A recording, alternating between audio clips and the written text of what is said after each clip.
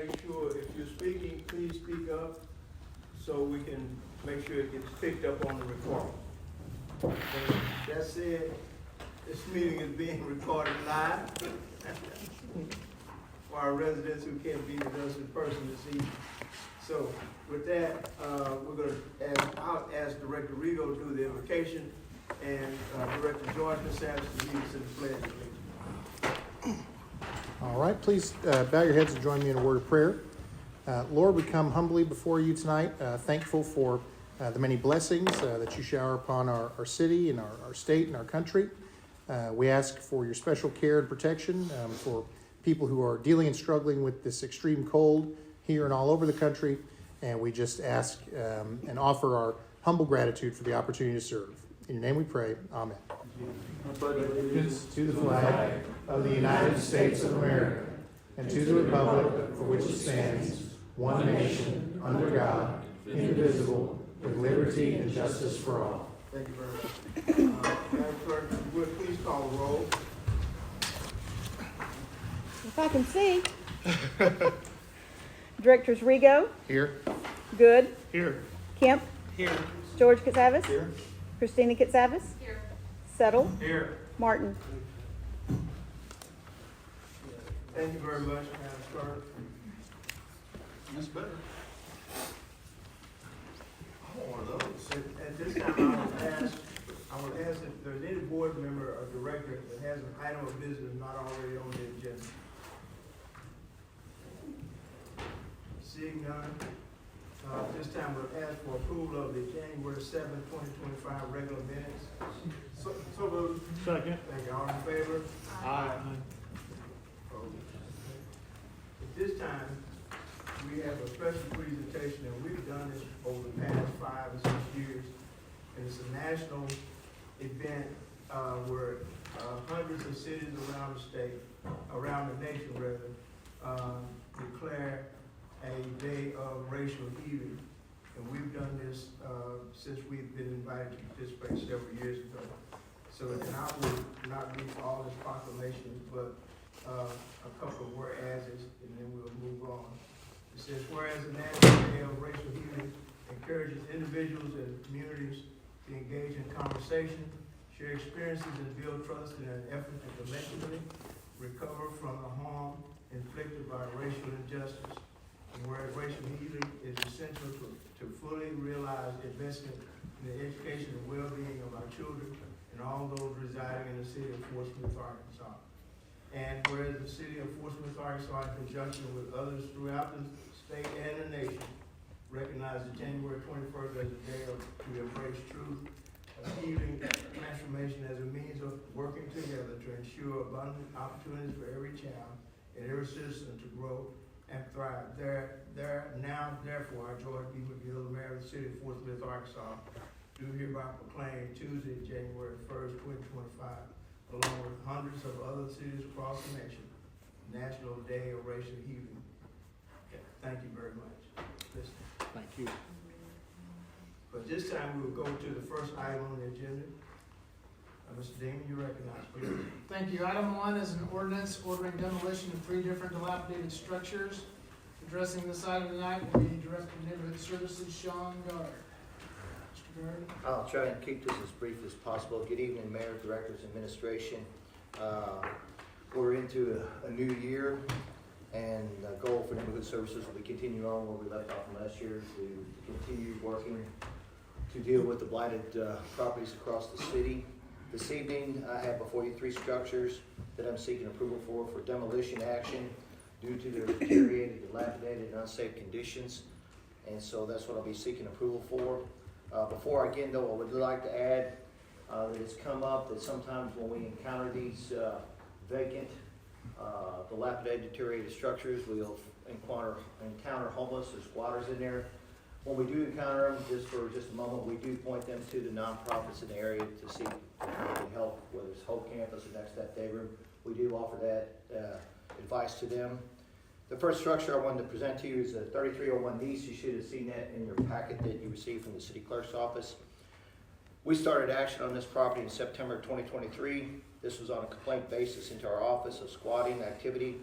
along with extensive damage to the structure. Upon initial inspection from the right-of-way, there was visual evidence of squatting activity, structural violations of the adopted property maintenance code. Multiple notifications were mailed out to the owner with no response received. March of 2024, an order of entry was presented to the district court judge. We entered into the structure to see the conditions, and the interior conditions of the structure was just as bad as the exterior.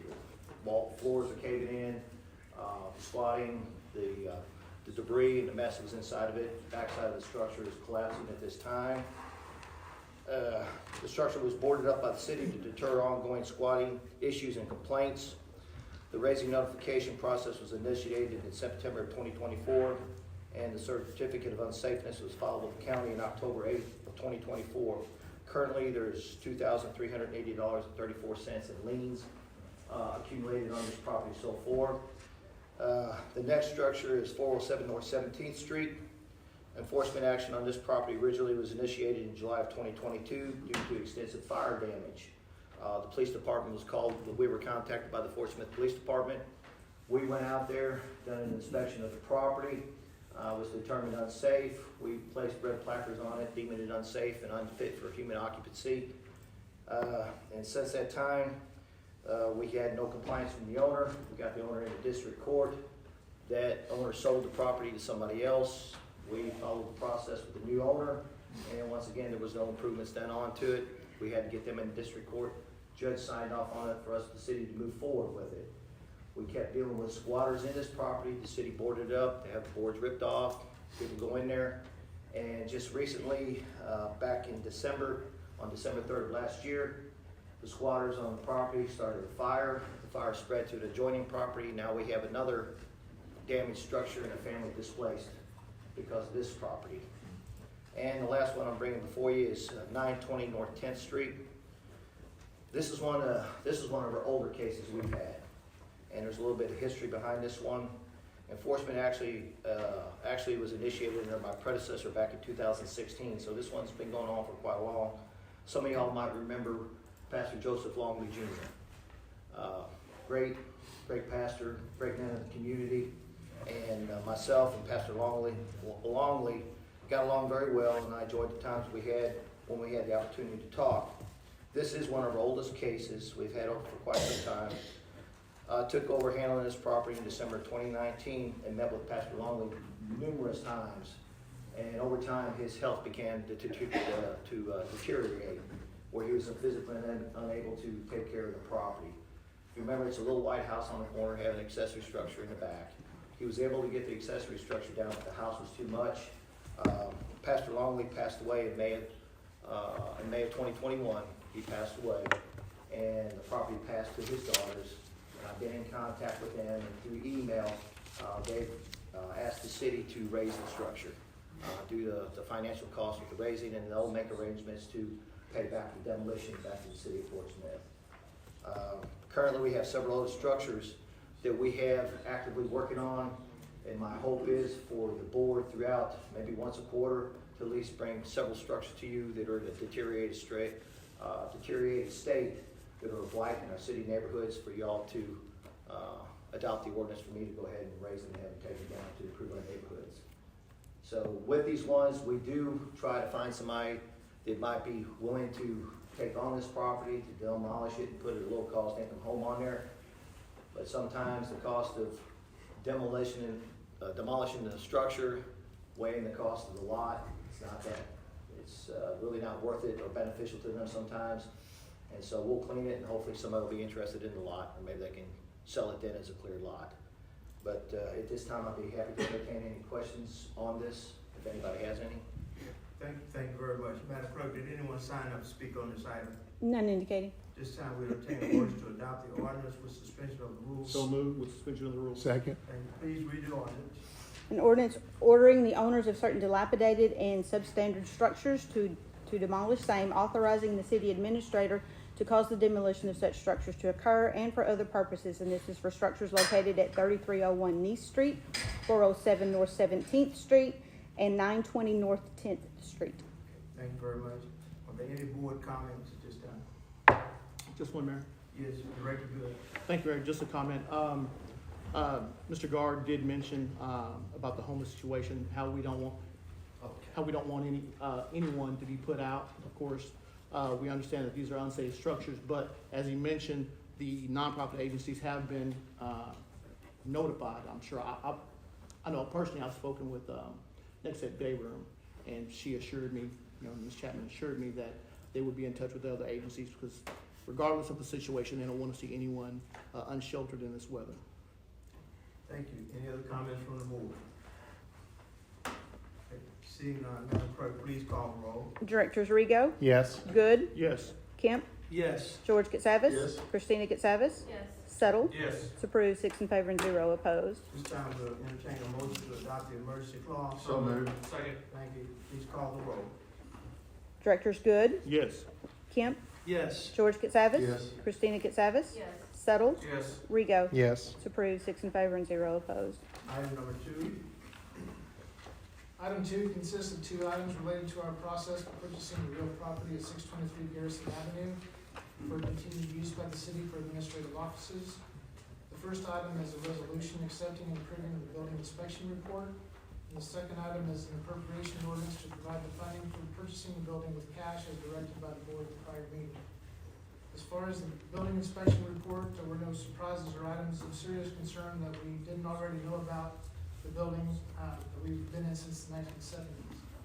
In addition to the items noted, the mold remediation and exterior weatherization are currently ongoing, all at the current owner's expense, and are intended to be finished by the time we close. Staff will stand for your questions. Okay, thank you. Madam Clerk, are there any citizens' comments? None indicated. Thank you. This time we entertain a motion to adopt a resolution and ordinance. So moved. Second. Thank you. Any comments from the board? I vote on A and B together. Yes, we can bash those if it's okay, Madam Clerk.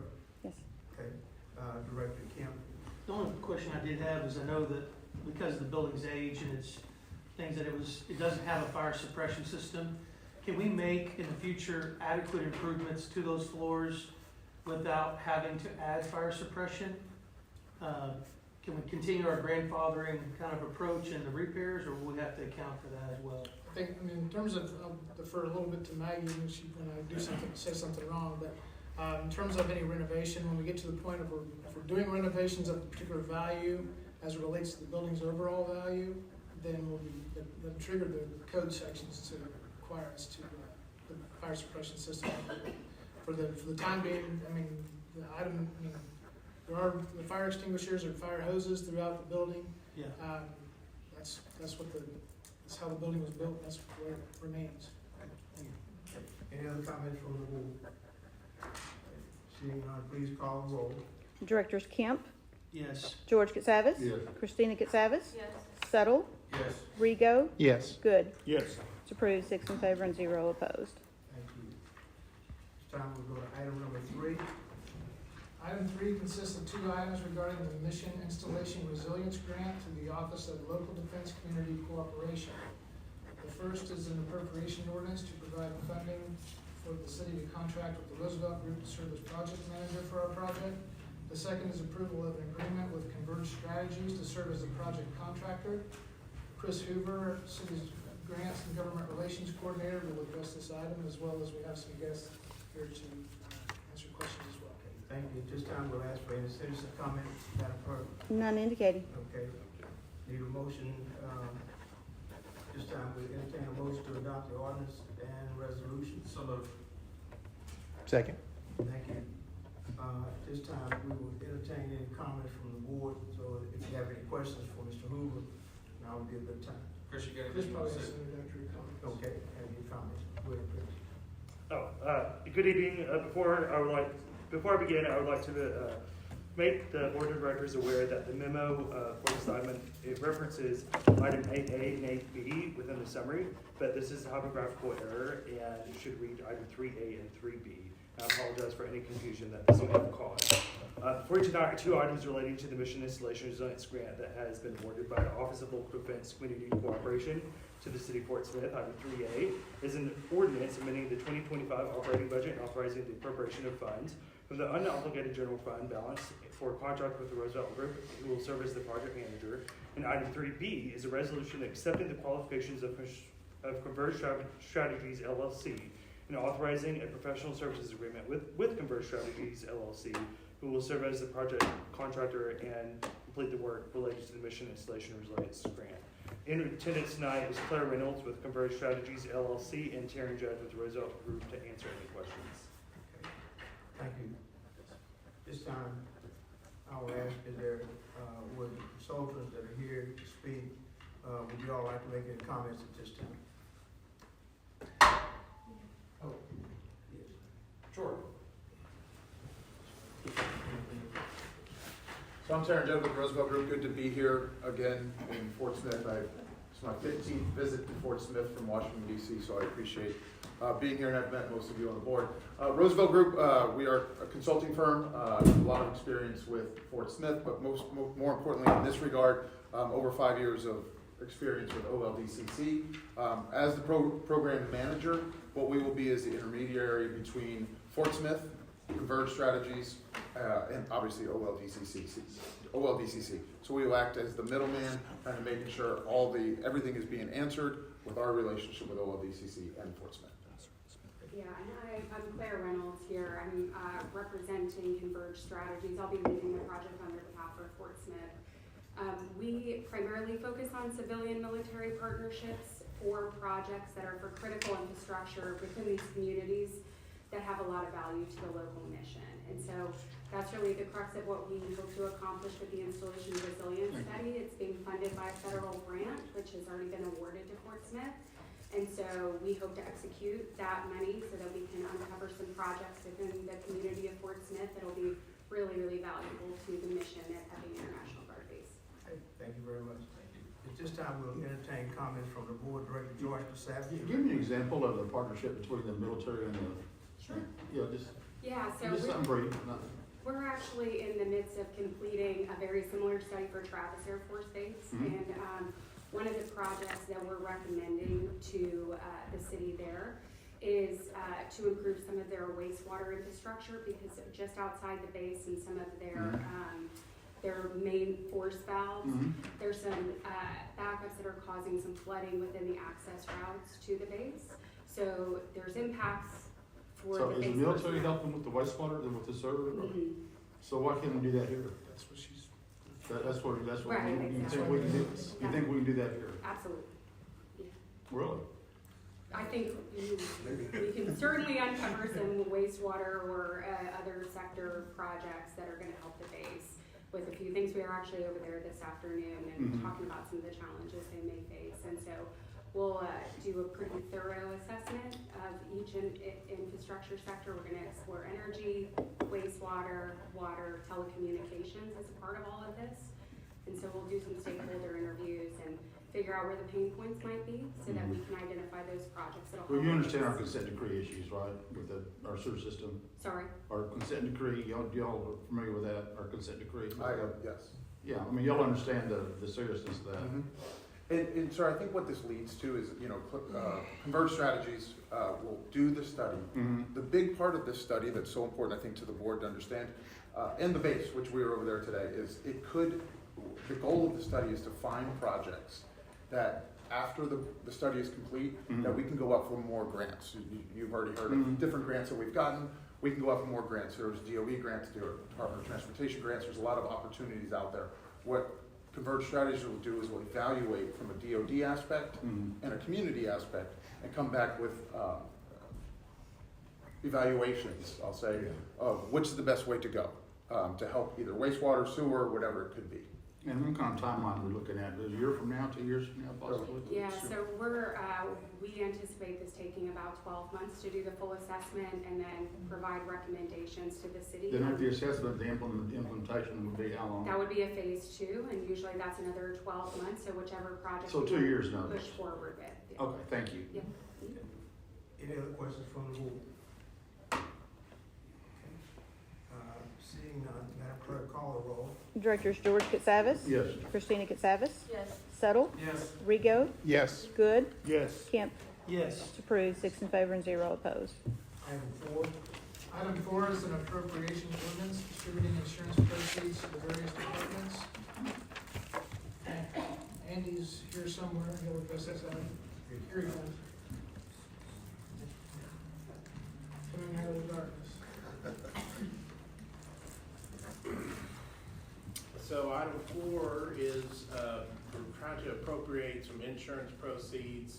We actually received these proceeds in 2024, so they're being counted as revenue, additional revenue that we didn't anticipate 2024, but in order to make the repairs, we need to appropriate those funds in the 2025 budget. We do this periodically. We get we try to do it kind of in bunches, so you can see in the materials, there is a list of claims with various claim dates. But the total is about $126,000 this time around, and needs to be appropriated from the various operating funds. So I'll answer whatever questions you guys have. Okay, thank you. Madam Clerk, are there any citizens' comments on this item? None indicated. Okay, this time we entertain a motion to adopt the ordinance. So moved. Second. Thank you. This time we entertain comment from the mover. Seeing none, please call the roll. Directors Christina Katsavas, Yes. Settle, Yes. Rigo, Yes. Good, Yes. Kemp, Yes. George Katsavas. Yes. It's approved, 6 in favor and 0 opposed. At this time, we will go to item 5, which is the consent agenda. Mr. Dean, you're recognized to present that. There are 12 items on this evening's consent agenda. The first is a resolution authorizing a grant application to Arkansas Department of Emergency Management. A resolution authorizing a change order for time extension to the 2023 street overlay Phase F. Resolution authorizing completion and final pay on the 2023 street overlays Phase F. Resolution authorizing change order on 2023 street overlays Phase D. Resolution authorizing design services agreement for Acme Stormwater Mitigation Ponds. Resolution authorizing amendment number 1 to the engineering services agreement for the stormwater master plan for the airport on 188th. An ordinance authorizing public service agreements for SRCA, Area Agency on Aging, and Project Compassion. Ordinance authorizing public service agreement with Fort Smith Museum of History. Resolution accepting bid for the purchase of bulk fuel. Resolution authorizing amendment number 2 to engineering services agreement for the Meandering Way Bridge Replacement Project. Resolution authorizing change order to construction of Caroline Cross Greenway and Boardwalk. And then a resolution authorizing completion and final pay on the Caroline Cross Greenway and Boardwalk. This time, would any board member like to pull any item off the agenda for special consideration? I just have a question, related to, K&L with, let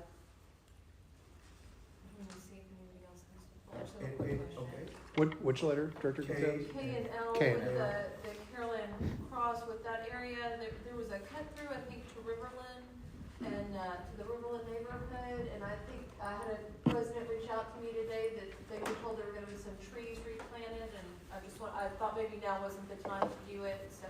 Yes. I figured that's probably what you're waiting on. Yes, we are going to plant trees back, and also that, to get to that access, they actually have to cross private property. So our contractor did get permission from that Okay. property owner to stage. So in the spring, whenever it's the right time to plant, we do intend to plant some probably shrubs and maybe some trees there, and also work with that property owner to Okay, put a private property in there. that's what I figured, I Yes. told her I'd check. Okay, thank you. Sarah? Director Good? Yeah, while Sarah's still here, I also spoke with that resident, and she also mentioned some, deterioration of the road, of is it Riverland? Riverland Drive. Riverland Drive, because of the trucks and whatnot. She was concerned, that might need to be at least looked at and noted that the damage had happened because of the heavy trucks, in the area. And also, she was concerned about the cut through, if there was any way, that maybe a fence could be put up to keep people from walking through a cut through. I think if you haven't physically visited that cut through, I have not. it is I know this from experience, it is very, very difficult to actually access the trail. Okay. And where it is that it's a roundabout that goes to where there was a house, you would have to cross their driveway and go quite a distance across private property. So what we intend to do is actually do some T-post and a chain at where the driveway would be, Okay. and put private property no trespassing, because if we did it on our property, you would already be a probably good 500 feet into private property before you saw it. Understood. Thank you. Yes. Okay, did I ask if there were any citizens' comments on any of these items? No, but we do have one on item 6E. Okay, and, okay, Director Kemp, go And I ahead. just want to talk about item E, Okay, just let's question. have the citizen come forward if they have questions on that item. It's Dr. Charles Hartsfield. Marshfield, welcome. Thank you. These containment ponds, I read the document, it's long, it's a lot of legal talk, all bases are covered. I had some type, I won't be able to see it very well, but I kind of grew up in that neighborhood, but the word dry is used early in that document to describe the mitigation ponds. So if you Google mitigation or containment dry ponds, it describes basically a dry pond, not a lake. So there's confusion to me and a few others is, are these going to be ponds full of water? Are they going to be dry beds that are deep? A containment pond can have a depth for a 100-year flood or 10-year flood, but basically they're dry until there's a big rain, and then they fill up to do their job. That's my understanding, that's the plan of these mitigation ponds are to be exactly that. Okay. There when it's heavy rains, Yeah. and then when all the rain's done, it subsides slowly, and they go to dry. So August, there's no rain, it's gonna be a dry pond. Yeah, it goes through it being from muddy, there'll be a few frogs in there and stuff, so it won't be real attractive to build homes. That was mentioned by somebody to sell lots, but I don't know if that would go. So, It's designed to hold so many X amount of gallons of. Right, and a lot of them have a pipe underneath that'll drain out to where it's supposed to go. In 24 to 48 hours, it'll drain and they'll do their job. That's exactly right. So, the presentation that we saw was little ponds. Correct. It looked really pretty. I'm under the same impression after the presentation that we saw. I didn't think that the ponds would totally go dry, that they would always have water in them. Yeah. When, My understanding was the same as Kevin's when we had discussed it last year. Yeah. They're designed to hold flood mitigation. Right. So if it rains, 3 inches an hour, and it's coming that way, it's gonna feed in that spot, and you only release, X amount of gallons through the pipe slowly. That's all, it's kind of like you have at the end of Grand Avenue. The Sunbeam Basin, same Yes. principle applies. Fills up, and then when it slowly goes down, that's the whole idea about this. I saw the ponds, but they'd only be full when it rains, but Right. That bothered me on that presentation because it looked like a country club with flowers, you walk your dog, but they won't be full of water. Yes, sir. That's not Mayor designed unless somebody wants to, Right. unless Stan's here, wants to tell us different. Stan? Mayor McGill, that is 2 minutes. It's okay. I interrupted, I And I apologize. interrupted as well. Okay. Here's the man right there, he can probably tell us right there. Let me go Pretty to, good, Kate. I did? The mayor, can you stand, My dad? yes, sir, thank Okay, you. thank you. Hang on, Director Lee Kemp. I was just going to thank the gentleman for speaking tonight, and I was under the same impression with him that I think it was confusing. The presentation had pictures of everything wet, and the comparison was actually Caroline Cross Park, which is wet. And my question is, can we consider them to be wet? Can we amend this plan later to make them wet? But because I think we need to be careful that we don't, Mr. Helms, I think, spoke and talked about potential resale to property, which I think some of the property could be commercial repurposed. And to me, we're talking about a 20-acre hole in the ground and not a pond. And for me, I'm concerned about any sort of aesthetic value. Why would we put a park by a hole that could be muddy or whatever? And I think we need to consider this being a wet initiative personally. Can I ask Stan to speak on the project? We'll let Director Kemp finish. Well, I just want to make sure that we could, that was a question I had for you, Stan, and I know I emailed in advance about this because I really am passionate that I think that they should be wet and not dry. or we're going to hinder any kind of future marketability, or maybe even the park discussion.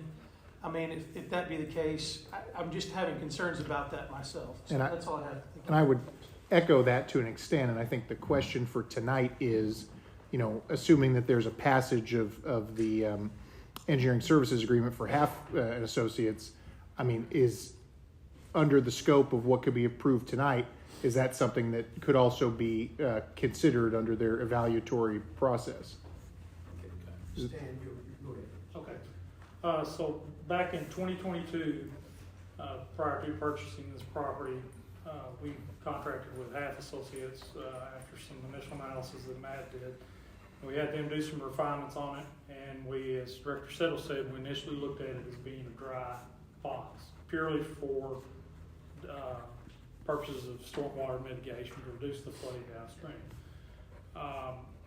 In conjunction with the presentation that was done at the last study session with RDG group, they were showing those wet. I think the discussion was to try to mesh the two projects together to try to shape them so that they mesh and they intertwine and they work both for both projects, both as a park amenity as well as for stormwater. You can make them dry, you can make them wet. We don't know what's going to happen with the park. As we currently have it in the contract, we can go either wet or dry. Our initial plan right now is to make them dry with a trickle ditch down the middle of them for stormwater purposes. If we get 2 or 3 years down the road and we need to reshape them and make them deeper and make them wet, then that can be done at that time. It would be a lot easier to take a dry pond and come back in and over excavate, make it a wet pond as part of your park amenities, than it would be for us to make them wet now and then come back in and try to reshape them Sure. to fit something. So if I may, so there's flexibility in this contract tonight to allow us to intelligently and investigate wet or dry. Correct. Okay. The big difference is you're essentially looking at a lot more excavation. If you have your pool surface at the same, you're gonna have to dig down to create more area to hold the water to keep it wet. Okay. We've not done geotechnical data out there. We're not sure what material's out there, whether it's something that's impervious, whether it's rock that could, potentially require some sort of blasting remove. That's all stuff that's gonna be coming out as part of our current contract. Cool. Thank you. Director Settle? So just remember the board, this is to help flood mitigation all the way down to Town Branch, right? Robert Street? Feathers off before we get down, but the upper reaches of Bay Branch. Upper reaches and Main Branch. This isn't to help home values or put development in that park area. This is to help flood mitigation down the road that's flooded houses on a different part of the city. So if we go deeper, which is fine, it's gonna cost more. But the whole idea of this was sold to us was to help flooding down the road. Not worrying about building homes in that area or parks. At that time, it was a mountain bike. That was it. It was very. And the Waltons were gonna pay for it. That's what I heard too. Yeah. So, I like the idea of either way. Just remind the board, this isn't about what's that area. It's about helping people down the road with flooding and houses and damage down the road. That's the whole purpose of this. Director Rigo? Well, I think just respectfully at this juncture, the very preliminary juncture, I think it's just important to make sure that we're not, as we spend money, necessarily over constricting ourselves in the options that are available to us. So thank you for the clarification, Stan. Thanks, Dan. Appreciate it. Any other questions for Stan? With that, I think we've addressed both items that were of interest. This time, we will entertain a motion to adopt all consent agenda items. So moved. Second. Thank you. Okay. If there are no further board comments, Madam Clerk, call the roll. Director Settle, Yes. Rigo, Yes? Good, Yes. Kemp, Yes. George Katsavas, Yes. Christina Katsavas. Yes. It's approved, 6 in favor and 0 opposed. Thank you all very much. This time we'll go to the officials forum. Just a side note, Pastor Don Hutchins is in the hospital, so certainly keep him in your prayers. And so, with that, Director Rigo, any comments? I just wanted to thank everyone who helped organize and took part in the MLK Day Parade yesterday. Another great event and a long, proud tradition in the community, and I just thankful to everybody who works hard to put that on. Director Good, Nothing, thank you. Director Kemp, None, Mayor, thank you. Director Jordan. Nothing. Director Christine Persing. I'd just like to thank everybody for bearing with us tonight and for being in the dark. Director Sell. Hey, great, Christina, this is kinda cool. Thank y'all very much. Appreciate it. It's kind of cool, but it's Should we not do a usual. candlelight service? I think of that once a year, so. At this time, we'll go to the administrator. Yes, sir. Nothing? There's nothing further. Entertain a motion to adjourn. So moved. Second. All in favor? Aye. Thank you all for attending this cold evening. Thanks, Sherry.